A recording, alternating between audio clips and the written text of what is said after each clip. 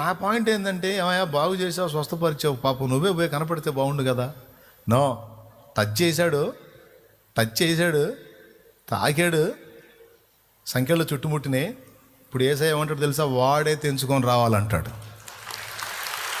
కొడితే అర్థమైతే గట్టి కొట్టు.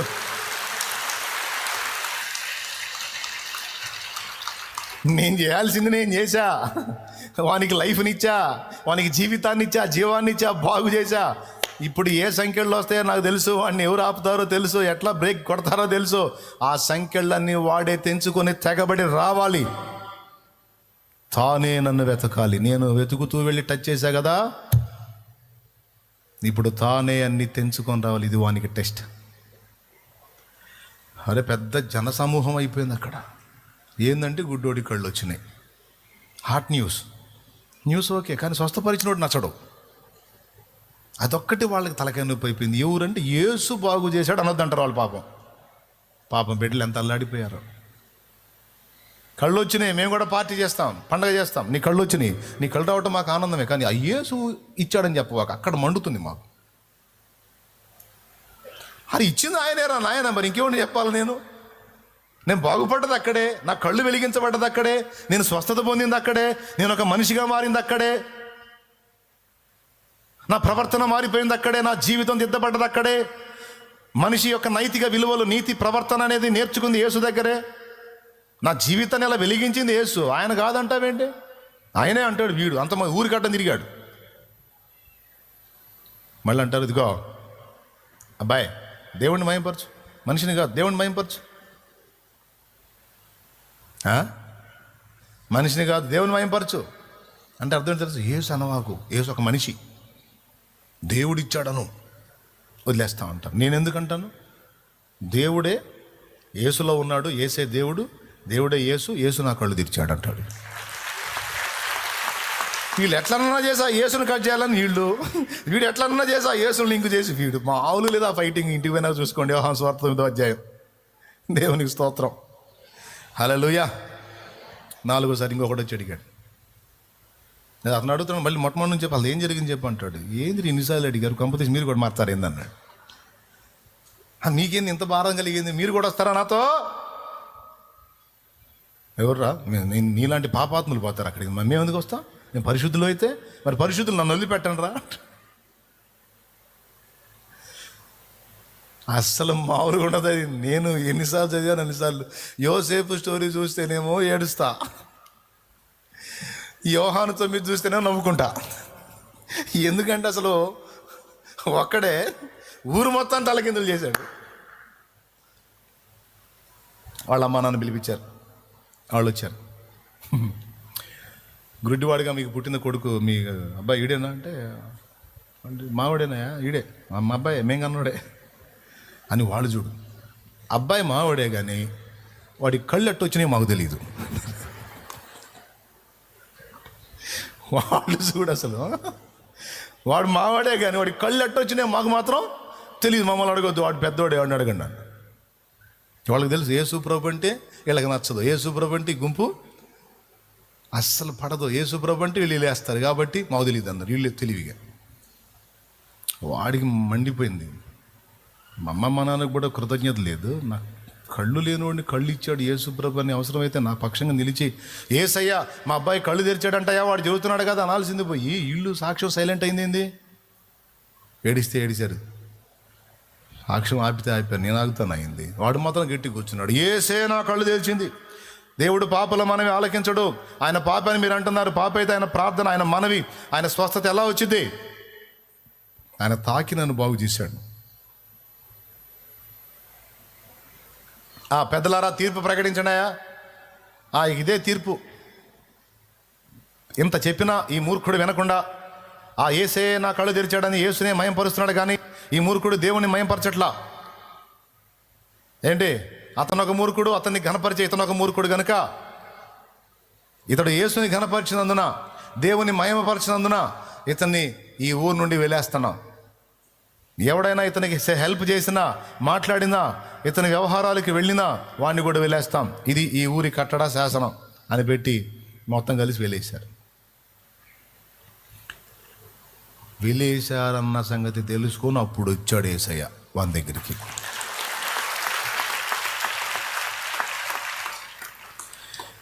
విరిగిన మనసే నీకే ప్రియము. నేను అంటాను, యేసయ్య ప్రశాంతంగా గుక్కడు అడుక్కొని తిని ప్రశాంతంగా బతుకుతున్నాడు బతుకులో ఏందయ్యా నువ్వు చేసిన పని? కాదయ్యా, ఏది నువ్వు చేసిన పని? నువ్వు వాడిని దర్శించనే ఎలా, వాడికి కళ్ళు రానే ఎలా, వాడు ఊరికి అడ్డం తిరగనే ఎలా, మొత్తం కలిసి వాడిని ఊరు బయటికి నెట్టనే ఎలా, వాడి బతుకు అట్టగానే ఎలా? ఏమయ్యా నువ్వు తగిలితే అగ్నే, నువ్వు తగిలితే ఇంకెవడు ప్రశాంతంగా ఉన్నాడు అనమాట. స్తోత్రం. చెప్పరేమి? అయ్యో అంతే, యేసయ్య తగిలితే ఎవడు ప్రశాంతంగా ఉండడు. లోకం ఆశించే ప్రశాంతత ఉండదు, కానీ దేవుడిచ్చేటువంటి విశ్రాంతి పొందుతాడు. ఆ విశ్రాంతి రుచి చూస్తాడు గనుకనే ఈ లోకం అనుకుంటున్న గొప్పవేవి వానికి పట్టో వాడు వాటిని అవాయిడ్ చేస్తాడు. అవాయిడ్ చేసినప్పుడు జనాలకు నచ్చడు, జనాలు నొచ్చుకుంటారు. పాపం జనాలకి వాళ్ళకి ఈ ప్రవర్తన గుచ్చుకుంటూ ఉంటుంది. అందుకే వాళ్ళు ఏదో ఒక విధంగా ఇబ్బంది పెడతా ఉంటారు. ఎంత దుర్మార్గం. పాపం అంతకుముందన్న ఆ ఊర్లో కాస్త ఎవడన్నా జాలిపడి అంత ఆహారం వేసేవాళ్ళు. ఇప్పుడు మొత్తం కలిసి బయటికి నెట్టారు చూడండి. ఇప్పుడు ఎట్ట బతకాలా? అవునా? ఇప్పుడు మీరు చెప్పండి, ప్రస్తుతం వాడి పరిస్థితి ఊరు బయటికి నెట్టేశారు, ఊళ్ళో లేడు. ఇప్పుడు ఇంతకు ముందు లైఫ్ బెస్టా, ఇప్పుడు లైఫ్ బెస్టా? పెద్దవాళ్ళ సామెత, ఇంటి కూడు బంతి కూడు రెండు పోగొట్టుకున్నట్టు అయిపోలాడు పని. ఊరు బయట ఏం దొరికిద్దండి ఇప్పుడు? ఎంత భిక్షాటం చేద్దామంటే కళ్ళు ఉన్నాయి, కాళ్ళు బాగానే ఉన్నాయి, పని చేసుకో సావంటారు. పని చేసుకుని ఊళ్ళోనే ఉన్నాయి. ఇట్లా ఎవరు పనికి పిలవరు. ఎవరన్నా పెట్టుకుంటే వాడిని కూడా వెళ్ళేస్తారు. కాబట్టి ఇప్పుడు ఏ ఆధారం లేదు. ఇప్పుడు ఎట్లా?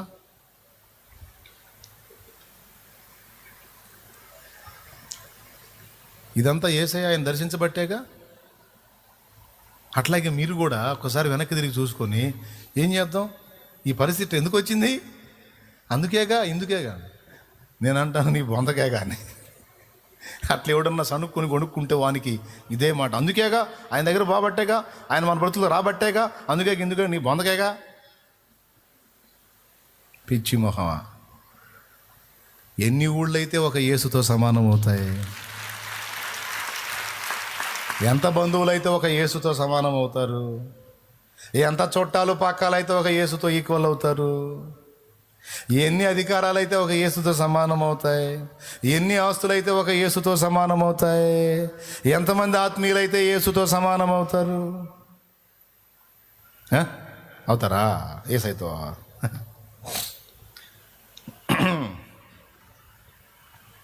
శుభ్రంగా వెలేస్తే వెలేయండిరా అన్నాడు. కానీ అయ్యా నన్ను ఎందుకు వెళ్ళేస్తారు, ఏంది నేను చేసిన పాపం? ఆ యేసు అని పేరు ఎత్తటమేగా. సరే ఎత్తంలేయ్యా, వెళ్ళేస్తే నేను ఏడ బతకాలి? ఆ మాట అనవాకండి అనలా. నాకు మేలు చేసిన రోడ్డు విషయంలో ఇంత దుర్మార్గంగా వ్యవహరిస్తున్నారే. అసలు ఈ ఊళ్ళో నేను ఉంటే అంత, ఊడితే అంత. ఇట్లాంటి విషం నిండిన ఈ మనుషులు, దుర్మార్గత నిండిన ఈ మనుషులు, కనికరం లేని ఈ మనుషులు, నీతి న్యాయము యథార్థత లేని ఈ మనుషులం ఈ ఊళ్ళో ఉంటే అంత ఊడిది. కనీసం నా తల్లిదండ్రులు కూడా కృతజ్ఞత లేకపోయినే. ఇలాంటి ఊళ్ళో ఉండి బతికి బట్టగట్టే కంటే ఊరు బయటికి పోయి సచ్చింది మీరు. ఉంటే తింటా, పెడితే దేవుడు పెడితే తింటా, లేకపోతే ఆమెతో ఎండుకు చస్తా. కానీ ఈ దరిద్రుల మధ్య మాత్రం నేను ఉండనని వేస్తే ఏం కదా. ఒరే అబ్బాయి ఇన్నయ్యా, అరే అబ్బాయి ఇగో మాకు తెలుసు నిన్ను ఆయన బాగు చేశాడని, మేమేమంటున్నావు అని చెప్పుంటారు అమ్మా నాన్న వచ్చి. పిల్లగాడికి ఎట్నో కళ్ళు వచ్చినాయి, బాగుపడ్డాడు అనుకుంటే ఏందిరా ఊళ్ళో నుంచే బయటికి పోతున్నావు, మేము కూడా పలకరించాది కాదు నిన్ను, జాగ్రత్త. అయినా పర్లే, కళ్ళు లేని అంధుడైన నీ బిడ్డ కళ్ళు తెరిచిన దేవుని ఎడల కృతజ్ఞత చూపలేని నువ్వు, నాన్న అమ్మ నాకు అక్కర్లా. నిజమేంటో నాకు తెలిసింది, సత్యమేంటో నాకు తెలిసింది, దేవుడెవరో నాకు దొరికాడు, నా కళ్ళు తెరిచాడు.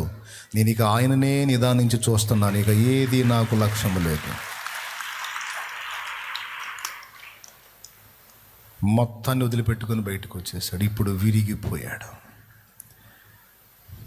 అసలు వీడు మామూలుడు, ఎంత గర్వం వాడికి, ఎంత గర్వం అసలు. ఏంది ఊరు మొత్తం చెప్పిన ఏం లేదు వాడు, కనీసం తల్లిదండ్రులు చెప్పి. వాడికి అహంకారం మామూలు అహంకారం కాదు, మహాగర్వం. అందుకే వీళ్ళు కళ్ళు ఉండవు. గుడ్డోళ్ళు మామూలు కాదు.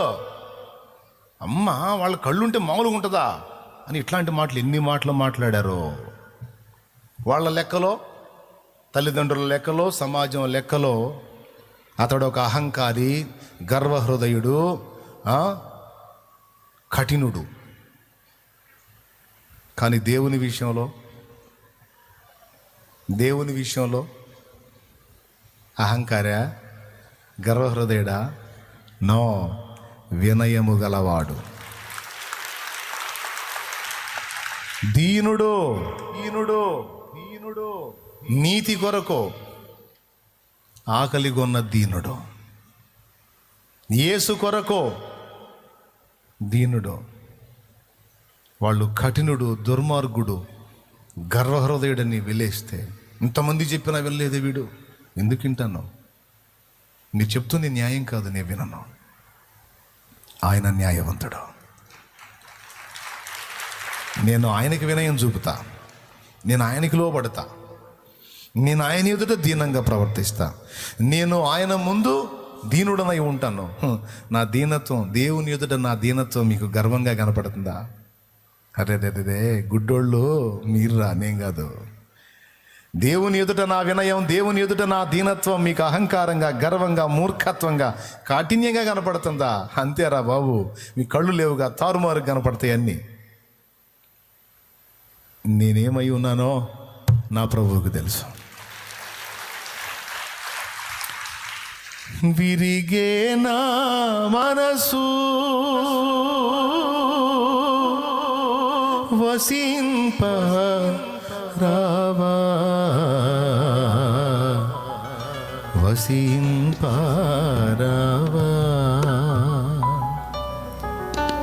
ఇప్పుడు నాకెవరు లేరు, నన్ను ఎవరు అర్థం చేసుకోరు, నన్ను ఎవరు కనికరించరు, నన్ను ఎవరు జాలిపడరు. నా వాళ్ళే నన్ను ద్వేషించే పొజిషన్కి నేను వచ్చా. అందరిలో ఉన్నాననే కానీ వెలివేయబడినట్లు ఉన్నాను, మనిషిగా బ్రతికున్నాననే కానీ వెలివేయబడినట్టున్నాను, కళ్ళు తెరవబడిన వ్యక్తిగానే ఉన్నాను కానీ అన్నీ కోల్పోయిన వ్యక్తిగానే ఉన్నాను. ప్రభు, ఇక నీవు తప్ప నాకెవరు లేరు. దర్శించావు, మాట్లాడావు, వెళ్ళిపోయావు, మరి నా సంగతి ఏంటి? శత్రువు నన్ను సంఖ్యలలో పడేశాడు, బంధకాల్లో పడేశాడు, ఏంది? అయినా నేను లక్ష్య పెట్టలేదయా, తెంచుకొని వచ్చా బయటికి. నేను వినయం గల వారి యొద్దను, నలిగిన వారి యొద్దను, దీనుల యొద్దను, విరిగి నలిగిన హృదయాలకు నేను ఆసన్నుండి వారి దగ్గర ఉంటానన్నావుగా. వచ్చాను రా. పాపం ఎంత తెచ్చుకున్నాడో, సొంతోళ్ళు కూడా నెట్టేసేసరికి ఆ సంఖ్యలు తెంచుకొని బయటికి వస్తాడా రాడా? ఇది ఆయన మౌనం. ఎవరి మౌనం? వద్దు వద్దు అని అడ్డగిస్తే రూతు సర్దుకుంటుందా, అడుగు ముందుకేసిద్దా? ఇది నయోమి ప్రయత్నం. రూతు వెనక్కి తిరగల, నిలిచింది, అందుకే ధన్యురాలైంది. అంధుడు వెనక్కి తిరగల, నిలబడ్డాడు యేసు కోసం, యేసు పక్షంగా సాక్షిగా నిలబడ్డాడు. వాణ్ణి స్వస్థపరిచి వదిలేలా, వాడిని వాళ్ళందరూ బంతి ఆడుకుంటుంటే నాకు తెలిసి ప్రభువు తెలియకుండా ఉంటుందా? మీరు చెప్పండి, మనలో మన మాట ఆయన తెలియదా? తెలిసి ఉండదా? వాళ్ళందరూ కలిసి బంతి ఆడుతుంటే నేనే స్వస్థపరిచిన పోవచ్చుగా, పోలా. అలా కదిలిచ్చాడు, సర్దుకున్నాడు. ఎట్లుందంటే కదిలిచ్చి సంఖ్యలలోకి నెట్టి ఇప్పుడు ఎట్టొస్తావరా బయటికి అన్నట్టు ఉంది. ఏందయ్యా నీ పనులు యేసయ్యా? అంతే, వాడే తెంచుకొని రావాలి, ఆమె తెంచుకొని రావాలి. రా, నేను కావాలా, వాళ్ళు కావాలా? వద్దు, నాకు నువ్వే కావాలి, ఇంకెవరికి లేదు. అలా తెంచుకొని బయటికి వచ్చిందాక ఎంటర్ అయ్యాడు యేసయ్య. ఫస్ట్ ఒకసారి దర్శించాడు, కార్యం చేశాడు, అడబడేసినట్టే వదిలేశాడు.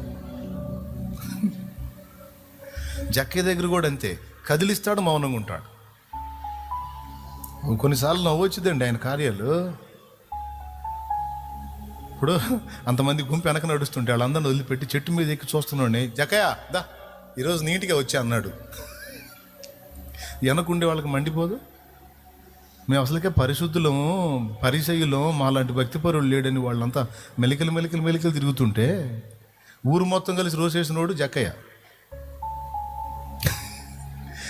తెలుసా మీకు బైబిల్ లోకాసువార్త 19, ఇంటికి పోయే చూసుకోండి, ఇప్పుడు వద్దు. లోకాసువార్త 19వ అధ్యాయం, జస్ట్ పెన్ ఉంటే రాసుకో అంతే. మొదటి నుంచి అయితే జక్కయ్య స్టోరీ ఉంటుంది. ఊరు మొత్తం కలిసి అతనికి ఇచ్చిన టైటిల్ ఏంటంటే పాపి అయిన మనుష్యుడు. పాపి.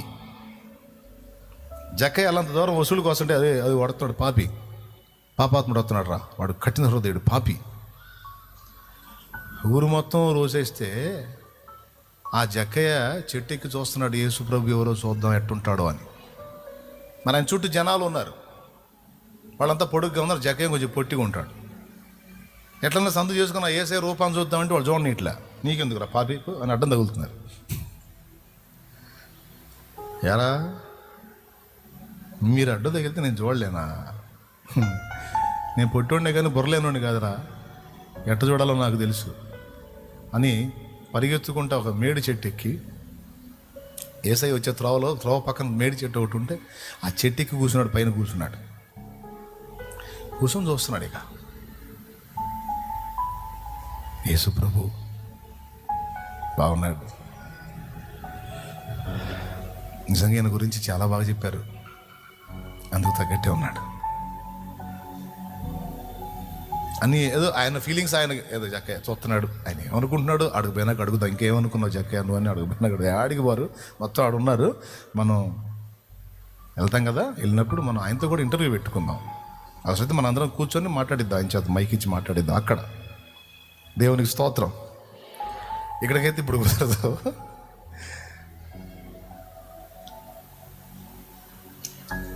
జక్కయ్యని ఎవరు చూడలా, చెట్టు ఎక్కి కూర్చున్నాడు. యేసు ప్రభు అసలు చూడలా,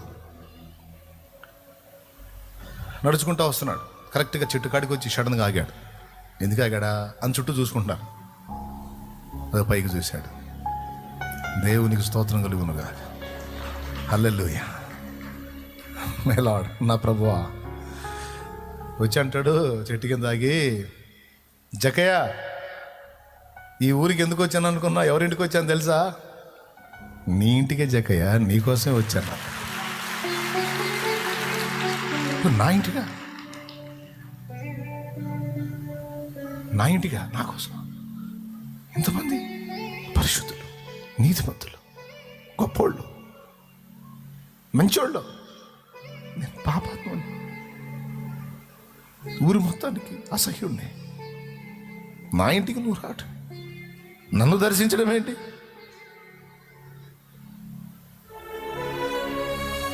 అంతే, ఆ మాటను వదిలేశాడు. నీకు జక్కయ్య హృదయం కలిగింది అంతే. యేసు ప్రభు టచ్ చేస్తాడు అంతే. ఇక మనమే తెగుల్చుకొని రావాలా అంతే. యేసై అంతే, ఆయన దాసులు అంతే, ప్రవక్తలు కూడా అంతే. మళ్ళీ కూర్చొని వసంతాలు ఉండవు ఆడ. ఇదిగో రా, ఏంది ఏ వసంతాలు ఉండవు. 2 తోనెల మునగ చేపలు నింపి పేతురు కదా అన్నాడు. వెళ్తానే ఉన్నాడు. ఇక నన్ను వెంబడించు, మనుషుల్ని బట్టి జాలరిగా చేస్తాను అన్నాడు. తేల్చుకోవాల్సింది పేతురే. 2 తోనెల చేపల యేసు ప్రభువా. తగిలాడంటే మాత్రం ఏదో ఒకటి చేసే కూర్చుంటాడు. మొత్తం చదువుకోండి మీరు. ఎలీషా దగ్గర ఏలియా కూడా అంతే. చేరపోయి దుప్పటేస్తాడు, దుప్పటేసి నిలబడ్డాడు. ఇక పోయి నేను అక్కడేం ప్రసంగాలు చేసినట్టేం లేదు. ఎలీషా నాయనా, నిన్ను దేవుడు సేవ కోరుకున్నాడు, నువ్వు రావాలి, వచ్చి పోటు పడవాలి, ఈ మ్యాటర్ ఏం లేదు ఆడ.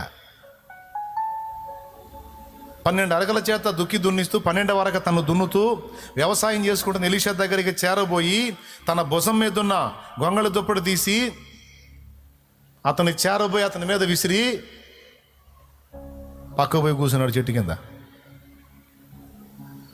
అంతే, టచ్ చేసి వదిలేస్తాడు అంతే. ఇక ఆ మనిషి తేల్చుకొని రావాలా,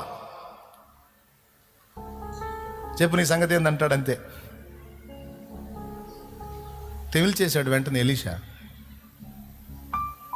వెళ్ళింది మాట, అర్థమైంది. నేనేం చేయాలో నాకు కర్తవ్యం అర్థమైంది. నాకు దేవుడే కావాలి. దేవుడు ఆయన ప్రజల కోసం నన్ను కోరుకుంటే అంతకంటే భాగ్యమే ఉంది. వదిలేస్తాను, పొలాన్ని, ఏడ్లన్నీ, పనివారిని సమస్తం వదిలేస్తాను. నాకు దేవుడే కావాలి.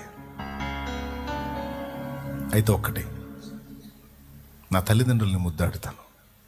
ఒకసారి చివరిసారి వీడుకోలు చెప్పొస్తాను, పర్మిషన్ ఇవ్వను. వెళ్ళు, అడ్డం లేదు, పోయి అది చేసుకుంటా. తగిలేడంటే తేల్చుకొని రావాల్సిందే. తగిలేదు మళ్ళీ ఊరకదగలడు, కార్యం ఉంటుంది. అందునే తగిలాడు, కళ్ళిచ్చాడు, జక్కని తగిలాడు. మరి నీ ఇంట్లోనే ఉండాలా, నేను నీకోసమే వచ్చా అన్నాడు. నశించిన దాన్ని వెదకి రక్షించడానికే వచ్చా. నీ సంగతి చెప్పడానికి వచ్చా. మరేంటి నువ్వే నీ ఇంటికే అనేటప్పటికి ఇప్పుడు అతను తేల్చుకోవాల్సి వచ్చింది. ఇప్పుడు డబ్బా దేవుడా తెలుసుకున్నాడు. కళ్ళు లేని అందుడు తేల్చుకోవాలా? ఊరా ఏసా? ఏసే. నయోమి చెప్పింది, నేనా, నా దేవుడా, మోయాబా? చెప్పు, ఏ లైఫ్ కావాలి నీకు? ఒకవేళ రూతు మోయాబునే కోరుకుంటే వార్పా పోయినట్టు అడ్రస్ లేకుండా పోయేది.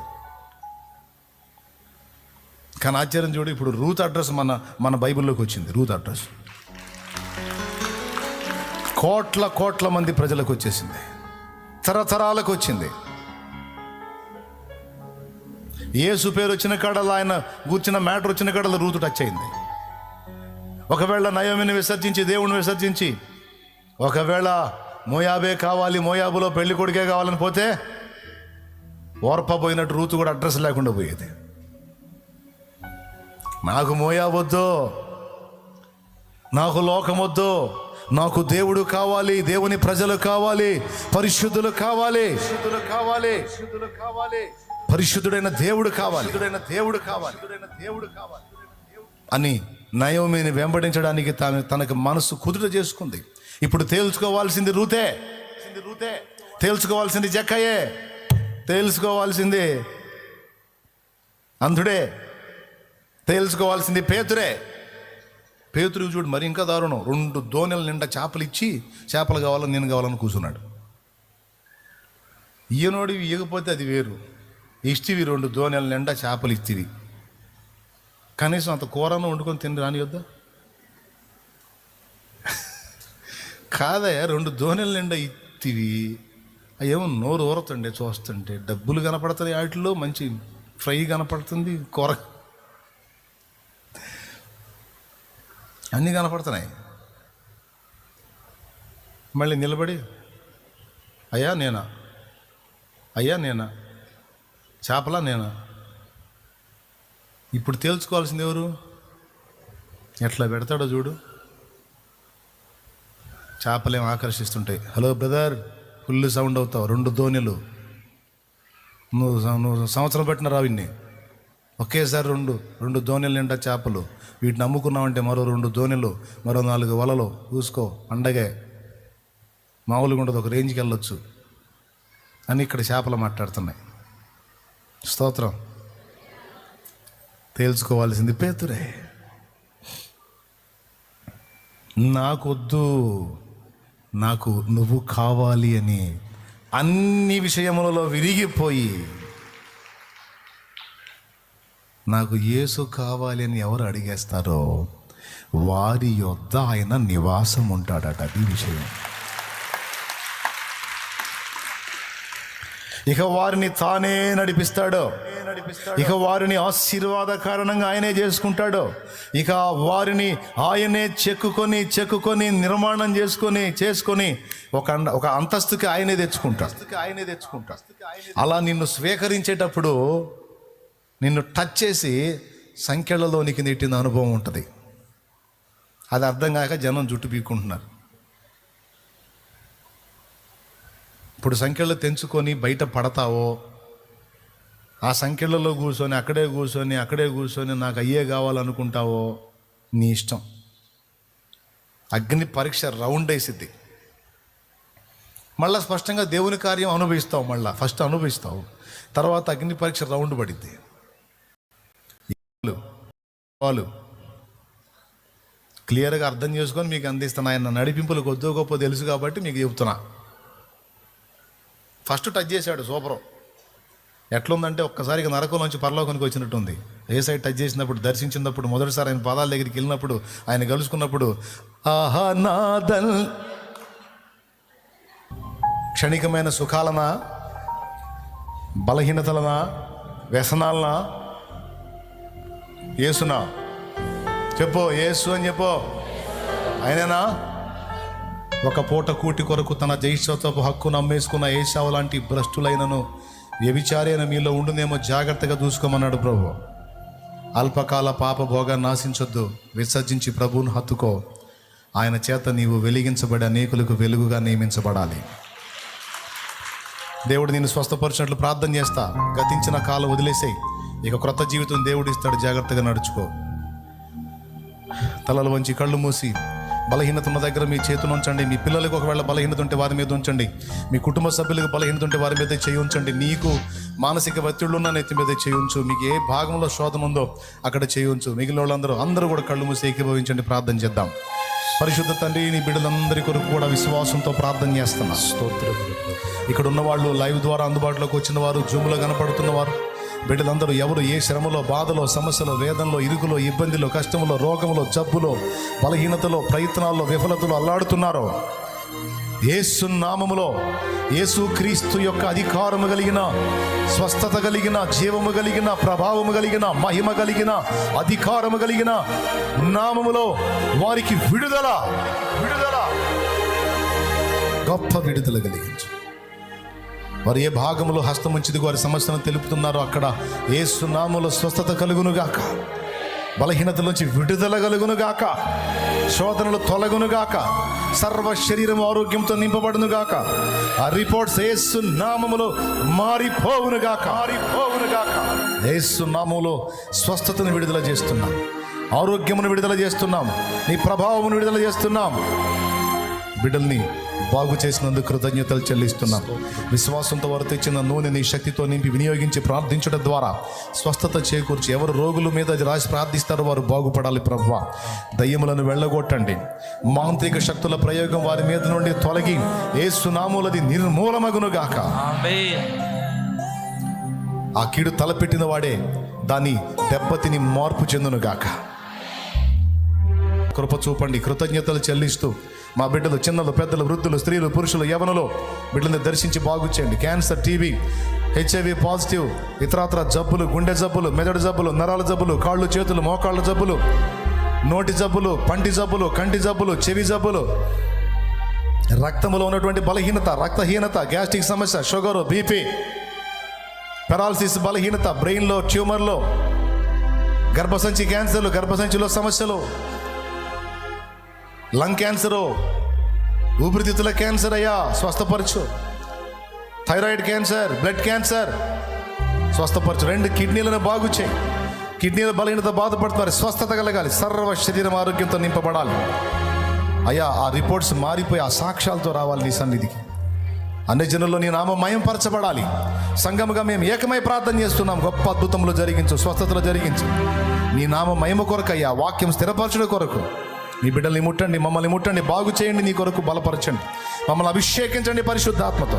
సత్యమందు మమ్మల్ని స్థిరపరచండి. సంఘమందు నాటబడిన వారమై నీతో అంటు కట్టబడి మంచి ఫలం ఫలించడానికి సహాయం చేయండి. బోయజు చెప్పాడు, రూతు ఈ పొలములోనే పరిగెరుకో, ఈ పొలములోనే ఉండు, ఇక ఇతరుల పొలములు ఆశించొద్దని. నా ప్రభా నాటబడిన వారై ఈ సహవాసమందు స్థిరపరచబడిన వారై ధన్యులయ్యే కృప దాయిచ్చేయమని, వారిని కూడా నడుపుటకు కావాల్సిన జ్ఞానము, శక్తి, అభిషేకం నాకును నా ఆత్మీయ బిడ్డలకు పరిచారకులు దాయిచ్చేయండి. స్తుతి మహిమనికి చెల్లిస్తూ తిరుగు ప్రయాణంలో ఉంటుండగా బిడ్డలకు తోడేయండి, క్షేమంగా గృహాలకు చేర్చు. ఎక్కడ ఎవరు ఏ కీడులో పడకుండా కాపాడు. ఉద్యోగ ప్రయత్నం వరకు సఫలత దాయిచ్చేయి. ఎగ్జామ్స్ రాసిన వారికి జయము దాయిచ్చేయి. గర్భఫలం లేని వారికి గర్భఫలం దాయిచ్చేయి. గర్భఫలం ఉండి కూడా ఇబ్బందికర పరిస్థితి ఉన్న వారికి నాయన స్వస్థత చేకూర్చు. యేసు నామములో నీ బిడ్డల్ని పొలాలు వేసినట్టు రైతాంగాన్ని దీవించండి. వ్యాపారం చేసుకునే బిడ్డల్ని దీవించండి. కష్టపడి పని చేసుకునే బిడ్డలకు పని కల్పించండి. బ్రతుకు తెరుగును దాయిచ్చేయండి. నీకు వందనాలు చెల్లిస్తూ మా బిడ్డల్ని అందరినీ కూడా నేను కూడా నీకు అప్పగించుకుని యేసు నామములో ప్రార్థిస్తున్నాం తండ్రి. అందరు గట్టిగా చెప్దామా? మన తండ్రి అయిన దేవుని ప్రేమ, ఆయన ప్రియ కుమారుడు మనందరి ప్రాణప్రియుడైన యేసయ్య శాశ్వత నిత్య కృప, పరిశుద్ధాత్మతోడి మనోహర సహవాసం, సమాధానం, సమృద్ధి జీవం సమకూడిన మనకు సకల పరిశుద్ధులకు సార్వత్రిక సంఘం అంతటికి సదాతోడే మనందరం నిత్యత్వంలో చేర్పర్యంతం మనల్ని నడిపించును గాక. ప్రవేశ రక్తమునకే జయం, ప్రవేశ రక్తమునకు జయం, ప్రవేశ నామమునకు సంపూర్ణ విజయం కలుగును గాక. ఆమేన్. హల్లెలూయా, హల్లెలూయా, హల్లెలూయా, హల్లెలూయా. ప్రభు స్తోత్రాలు. మీ అందరికీ హృదయపూర్వక వందనాలు. అందరి కోసం ప్రార్థన చేశా.